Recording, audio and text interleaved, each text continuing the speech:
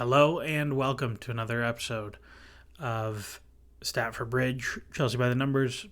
Chelsea maybe by the numbers, but they are out of the Carabao Cup. Chelsea lost 2-0 away to Newcastle today, playing mostly the B team, all the B team except for, I guess, Cucurella. And we're not great, as my yawn would indicate to you. I think people are going to be big mad about this game because they lose 2-0 and the game starts quite poorly. But, I think Chelsea were kind of fine. And, there's lots of games where they win this game.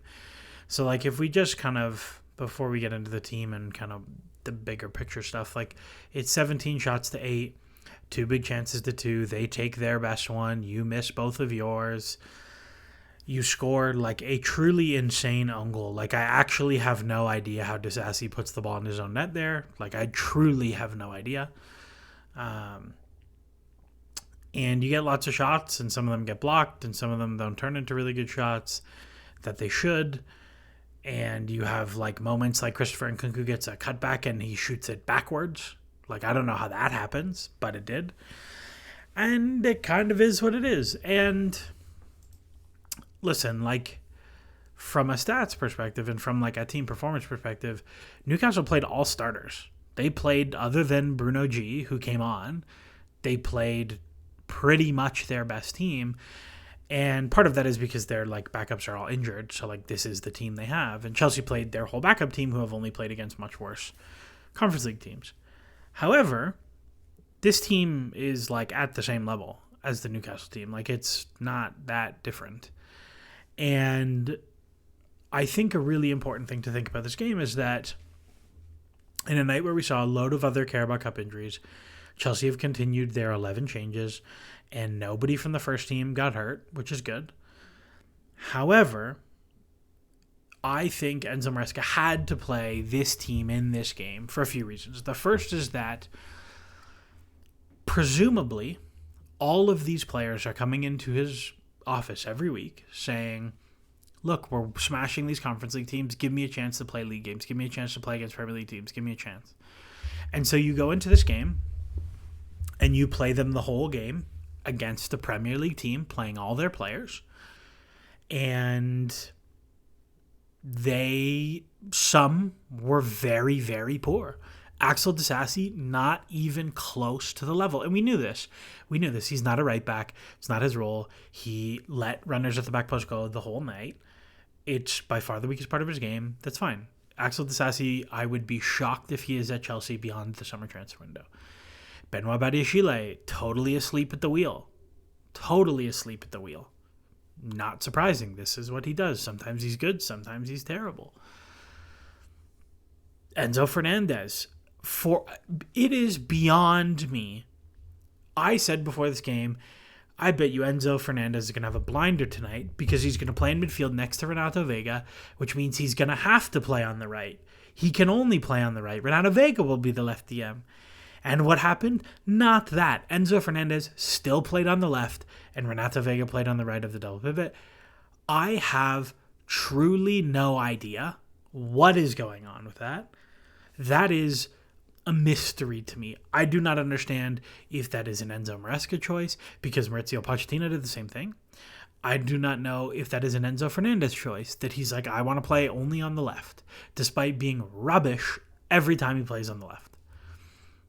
I did not think Enzo Fernandez had a good game.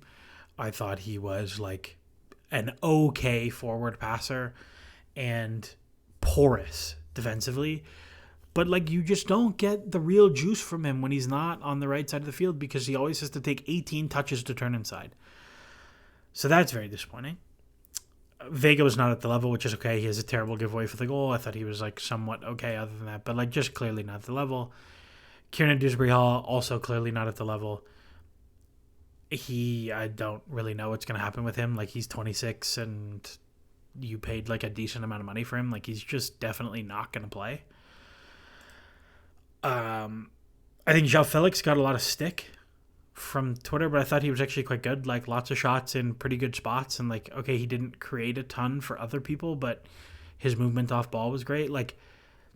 As a striker, because it was weird. Him and Nkunku kind of traded off the striker and 10 duties. It was very like Graham Potter, Frank Lampard 4-4-2, which I didn't love. I thought he was fine. I thought Nkunku was really poor, like totally uninterested, which is very frustrating. And I thought Mykhailo Mudryk was quite good. He was lively. He created some decent moments, like a great slip pass to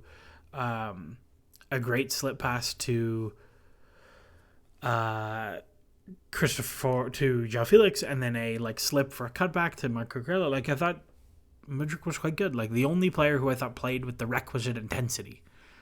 I thought he was fine, and I thought Nani Madueke was quite good when he came on. But like, it's hard for me to be too mad about a game where you have João Felix, you have Christopher Nkunku misses a header, you have João Felix misses off a great slip, you have cutbacks, you have through balls, like all really good chances.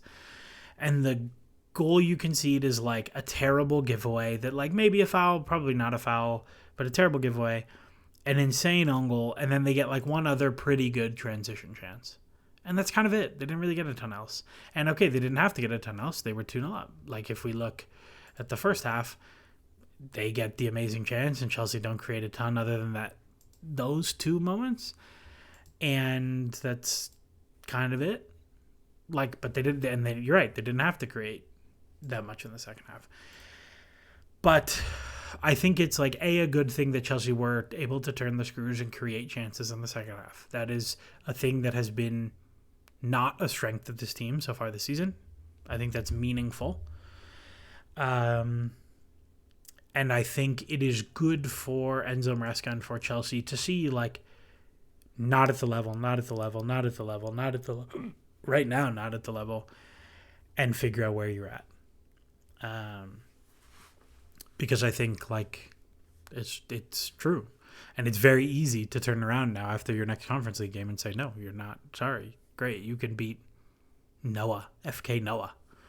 But you're not at this level yet. And that's okay. I think the difficulty that this presents to Enzo Maresca is that this squad separation is now very, very codified. It is very clear that these are the backup group of players and those are the starting group of players, and that's how it's going to be. And when you're talking about effective squad management, it can be somewhat disheartening for this group of players to know that no matter how well they play in the Conference League, they're not going to play. And I think Enzo Maresca should look at some of these players coming into first-team games like Mudryk, I think probably deserves to start against United. He won't, but he deserves to start, or at least deserves to come in and play real minutes. I think João Felix should come off the bench against United if necessary, or based on the moment and feel and whatever it is. Like I think that should for sure happen. I think Marco Cucurella should start against Man United for sure. And I think it's tough when things fall this way. And I think at the same time there have to be consequences when players in the first team don't play well. Like I don't think Malo Gusto had a great game the last two matches. And like I thought for sure that Malo Gusto would start tonight and Disasi wouldn't play. Like I thought that's how it would go and you'd go from there, but it obviously didn't go that way. So that's kind of where I'm at. From a stats perspective, sometimes ball doesn't go in. It's unfortunate to be out of the cup in the round of 16. I think Chelsea have been somewhat fortunate. They were very fortunate with their cup draws last year. And they have been somewhat fortunate with some of their cup performances in terms of advancing. Like I remember a 1-0 against Newcastle, or the shootout win against Newcastle, they didn't play particularly well. I remember the 1-0 against Brighton, they did not play particularly well. But sometimes that's how the cookie crumbles. Like I don't think this was any different from those cup games last year. But we learned something. The other thing we learned is that I don't love this. I don't love one sub. I don't love not seeing Carney. I don't love not seeing Tyreek George. I don't love just like running this group the whole game. Even if it's whatever, it's the 60th minute and you're 2-0 down and you're like, okay, they're playing well, we're going to come back. Like, these are important moments to learn things. And like at the 60th minute, were you going to find anything new about Renato Vega? Were you going to find anything new about Nani Madueke instead of Tyreek George? Were you going to find anything new about whoever? I don't know. I don't think so. But I thought that was quite disappointing for me. And maybe you come back in games and you have a little bit of fresh legs there. Anyways, very short episode today. But I think, like, it's important to stress, one, Chelsea were kind of fine. And there's a lot of times that you advance through that game.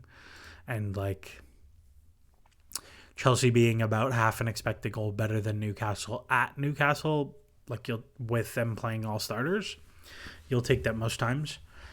And some of the B team, most of the B team, all of the B team are going to stay in the B team. We will see you all on the weekend after Manchester United. Adios.